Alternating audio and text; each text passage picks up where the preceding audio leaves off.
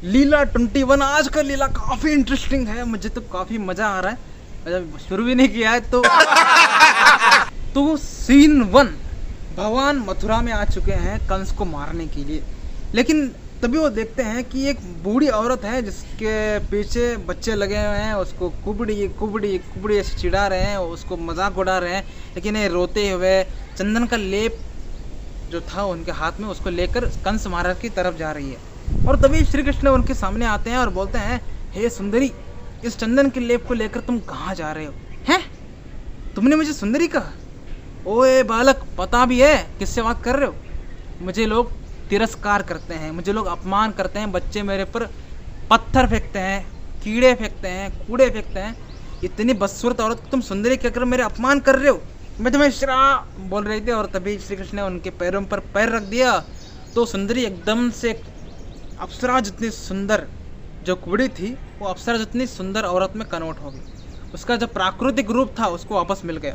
वो भगवान श्री कृष्ण के चरणों में गिरती है और बहुत ज़्यादा उनको धन्यवाद देती है और उनको एक इनविटेशन देती है, क्या आप मेरे घर में खाना खाने के लिए आएंगे? तो भगवान श्री कृष्ण बोलते हैं, एक बंदा है, उसको मार कर आना है, तो उसको मार कर आते हैं, बाद में आपके घर में खाना खाएंगे। तो भगवान श्री कृष्ण जाता है, कंस को डुम डुम करके खलास कर देते हैं और लास्टली आते हैं इनके घर और देखते हैं कि इनका अच्छा खासा घर है। लेकिन अब इनका जो हालत है, जो सूरत है, पूरा का पूरा चेंज हो चुका है। जो पहले कुबड़ी थी अब जाकर जो सुंदर बनी है, अब वो वैश्यागिरी कर रही है, लोगों से उनको काम सुख देकर उनसे पैसे ले रही है।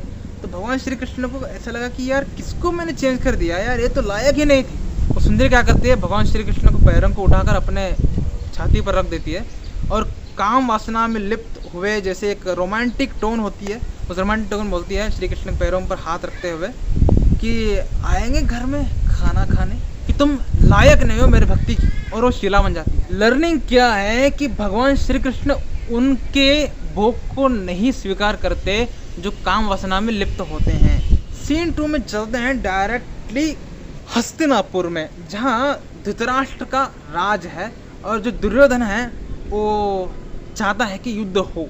तो भगवान श्री कृष्ण शांति दूत बन के गए हैं और भगवान श्री कृष्ण आते हैं, सब लोग उनका पूजा करते हैं, उनके पैरों को धोते हैं और भगवान श्री कृष्ण को सामने बिठाकर दुर्योधन कहता है कि आपके लिए मैंने 5600 भोग लगाए हैं, आप प्लीज़ हमारे घर में खाना खाने के लिए आइए। मैं तुम्हारे जैसे ईर्ष्या से भरे, तुम्हारे जैसे दुष्ट, तुम्हारे जैसे अधर्मी व्यक्ति के घर में खाना नहीं खाऊंगा। मैं खा भी लेता, लेकिन तुमने एक बहुत बड़ी ब्लंडर की है, वो है तुमने भक्तों का अपमान किया है। तुमने जो मेरे भक्त थे उनका अपमान किया है, उनको दर्द दिया है, तो मैं तुम्हारे घर में खाना नहीं खाऊंगा। और भगवान वहाँ से चले गए। भगवान उनका भी भोग स्वीकार नहीं करते हैं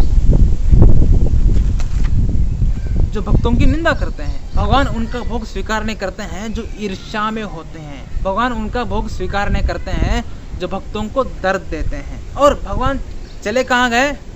विदुर रानी के घर में, विदुर जी की पत्नी। और विदुर रानी जी पूर्ण भक्ति से भगवान श्री कृष्ण को 5600 भोग नहीं, 56 भोग भी नहीं, सिर्फ एक भोग, सिर्फ एक मील भगवान श्री कृष्ण को अर्पण किया। और भगवान श्री कृष्ण ने बड़े चाव से उसको खाना खाया और उसको लास्ट में आशीर्वाद देके गए कि आपका जो संसार है वो काफ़ी सुखमय हो।